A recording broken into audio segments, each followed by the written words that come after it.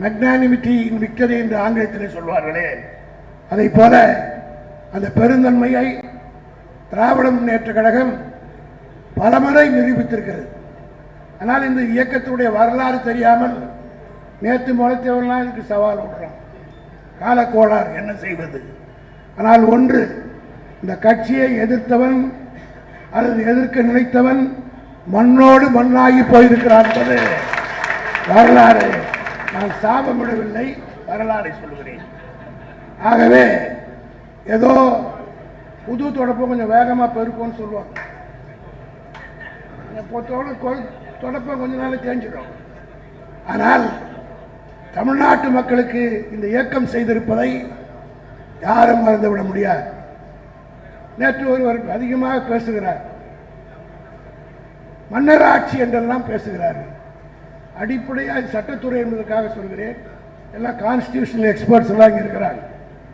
திமுகவுக்கு இருக்கிற பெருமையே, திமுகவில் இருக்கிற தலைவராக இருக்கக்கூடியவர் ஒரு டெசிக்னேட்டட் சீனியர் அட்வொகேட் விடுதலை, நம்முடைய என்ஆர் இடங்களோ வில்சன், ஏறத்தாழ 10-15 சீனியர் அட்வொகேட்டை கொண்ட ஒரே இயக்கம் திராவிட முன்னேற்ற கழகம் என்பதை நான் பெருமையோடு தெரிவித்துக் கொள்கிறேன்.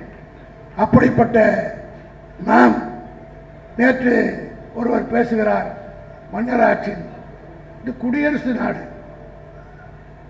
தேர்தலில் நின்று 18 வயதுக்கு மேற்பட்டவர்கள் ஓட்டு போட்டு ஒருவரை தேர்ந்தெடுத்து அப்படி மெஜாரிட்டியாக வருகிற ஒரு கட்சி தான் நாட்டை ஆள வேண்டும் என்பது சட்டம். இது கீழே தெரியாமல் சில முட்டா பயிர்கள்லாம் பேசுகிறார்கள் என்றால் நான் என்ன சொல்றேன்? அடிப்படை.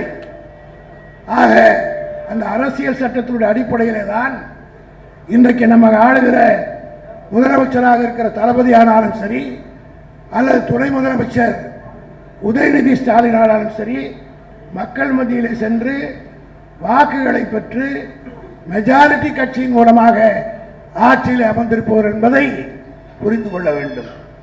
ஆக இதெல்லாம் நாம் தான் சொல்லணும்.